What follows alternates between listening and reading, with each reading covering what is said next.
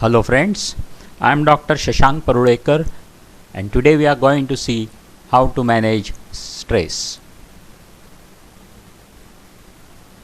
Stress is a state of physiological imbalance in the body which has unpleasant emotional and cognitive components.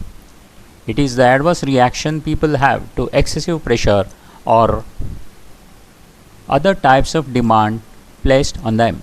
It occurs when an individual perceives that the demands of an external situation are beyond his or her perceived ability to cope with them. Researchers define stress as a physical, mental, or emotional response to events that causes bodily or mental tension. Simply put, stress is any outside force or event that has an effect on our body or mind. A small amount of pressure is also not a bad thing in everyday life. We all need that feeling of urgency that helps us get out of bed each morning to go to work, or the slight feeling of alarm which helps us to cross the road quickly when we see a car coming. However, too much pressure can lead to stress which serves no useful purpose whatsoever and can cause physical and emotional harm. It can cause sleeplessness and inefficiency in work. Stressors are not always limited to situations where some external situation is creating a problem. Internal events like feelings, thoughts, and habitual behaviors can also cause negative stress. Internal sources of stress and anxiety include fears, worrying about the future events, and unrealistic or perfectionist expectations. Uncertainties underlie anxiety is the word stressor. It often begins with what if and ends with a disastrous outcome. Anxiety may be about education, finance, job security, family matters, or relationships. These thoughts are all about the future and end in a disaster. Stress is not always negative. Positive stress motivates and focuses your energy. It feels exciting. It improves performance. It is good stress. Unfortunately, negative stress is found far more often than positive stress. It causes anxiety, feels unpleasant, reduces performance, and can lead to mental and physical problems. It may be due to approaching exams, getting a job, getting married, not conceiving, losing a job, death of a partner, hospitalization. Well, the list is endless. The response to stress is to increase certain hormones in the body like adrenaline, noradrenaline, and glucocorticoids. They prepare the muscles for fight or flight. This is a response for ensuring survival. If one feels that one will win the fight, one fights. If not, one flees. This is not practical in modern times, but the body responses have remained as they were in ancient times. Different people respond differently when overwhelmed by stress. Some get angry or agitated, feeling heated, overly emotional, keyed up, and unable to sit still. Some others feel withdrawn or depressed, showing very little energy or emotion. Some others freeze and feel like they can't do anything. Common symptoms of stress include frequent headaches, backaches, tremors, trembling of lips, hands, shoulder pain, lightheadedness, dizziness, faintness, sweating, dryness of mouth, difficulty in swallowing, cold and sweaty hands, heartburn, bowel disturbances, difficulty in breathing, chest pain, palpitations, nervousness, hostility, depression, and a host of other symptoms that occur in actual disease. Stress can cause social withdrawal, alcoholism, and increased smoking or use of drugs of recreation. Long-term stress may cause illnesses like chronic tiredness, sexual disorders, frequent colds, asthma, back pain, diabetes, ulcerative colitis, atherosclerosis, heart attack, and stroke. A panic attack may occur if one is intensely worried. It occurs out of fear that something bad will happen. During a panic attack, one feels dizzy, nauseous, numb, paralyzed. Hands become cold and clammy, pulse becomes rapid, and breathing becomes difficult. Burnout is a result of psychological stress seen in highly committed people who keep working intensely until they lose interest and motivation. The person experiences exhaustion, lack of enthusiasm, and motivation. There may be feelings of ineffectiveness and frustration.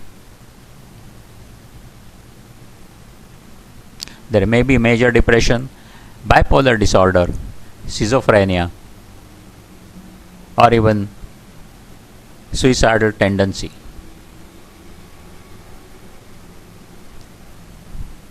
Do not follow unhealthy ways of dealing with stress. Do not procrastinate. Do not overeat. It does not help except to gain weight. Do not drink excessively. It is no solution to stress and an invitation to a number of ailments. Do not watch television all day and even at night. It just becomes an addiction and nothing is gained. The stress will not go away. Do not become aloof. Do not stay away from family and friends. To begin, keep a stress diary and keep a record of all the instances of stress that you have encountered. Write down the cause or probable cause of stress. Record emotional as well as physical feelings attached to the stress, your responses to them, and the remedial steps you took. Get rid of unnecessary stress. Avoid being with people who stress you, or at least limit the time you spend with them. Avoid stressful situations. Avoid topics that stress you. Avoid arguments. Try to accept the things that you cannot change, like death of a loved one. Let go of the things which are beyond your control. For example, the behavior of others. Find out the problems you have to face. Break them into smaller parts which are better manageable. Then find solutions to those smaller individual problems. If you can find someone to help you, so much the better. If you can anticipate stress, you can use methods to control it by planning and rehearsing first. You can reduce the apparent severity of your problem by mentally comparing it to a bigger problem that reduces the associated stress. Remove uncertainty related to a problem by collecting information about it. Uncertainty is often the root cause of fear and anxiety. Use a relaxation technique like guided imagery. Imagine a scene in which you have felt at peace before. Adopt a comfortable position, then watch the scene in your imagination with a total focus on each and every detail. Breathe deeply. That will make you relax and lose tension and anxiety. A stress ball is often used by stressed people for de-stressing. It is a compressible soft ball that one has to compress by hand.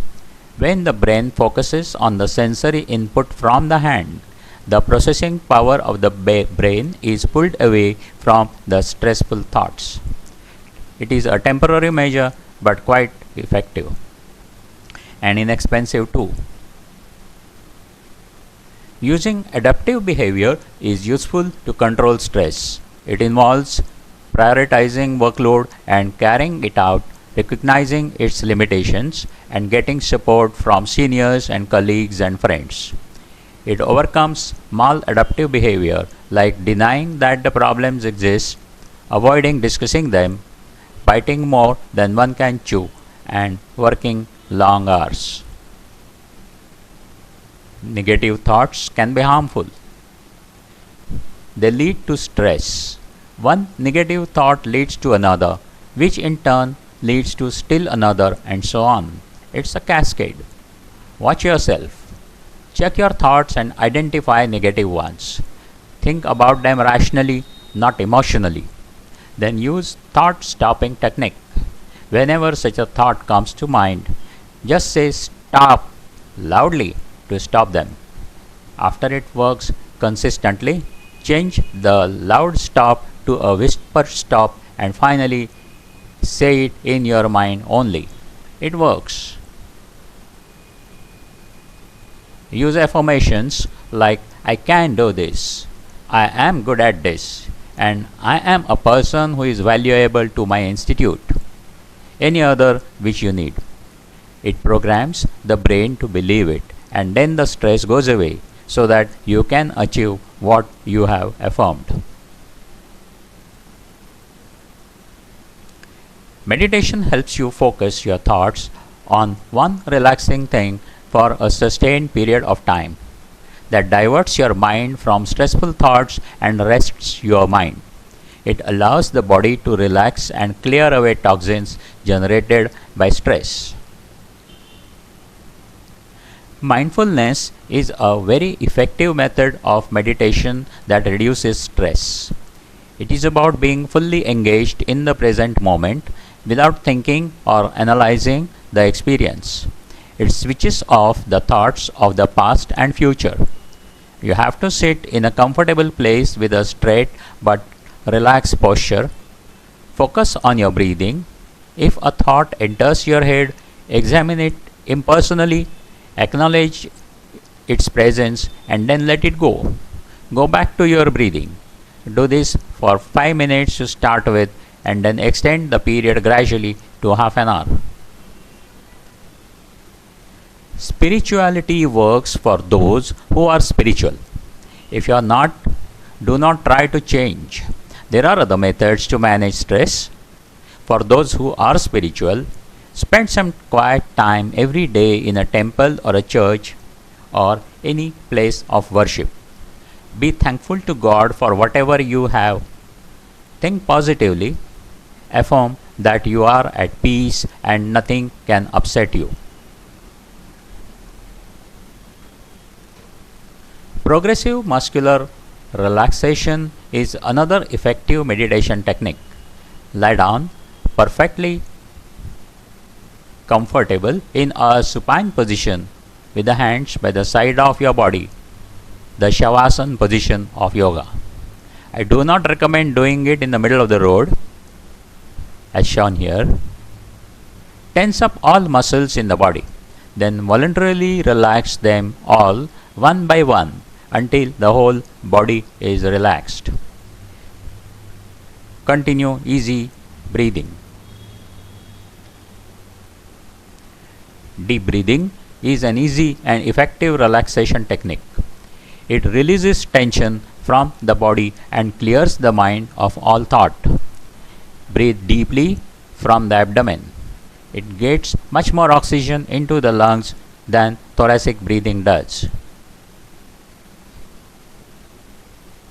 A massage provides deep muscular relaxation. You can get a massage done or do it yourself.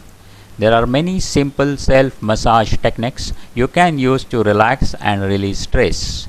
Areas that need work include the neck, shoulders, and back. Exercise offers a number of advantages in stress management.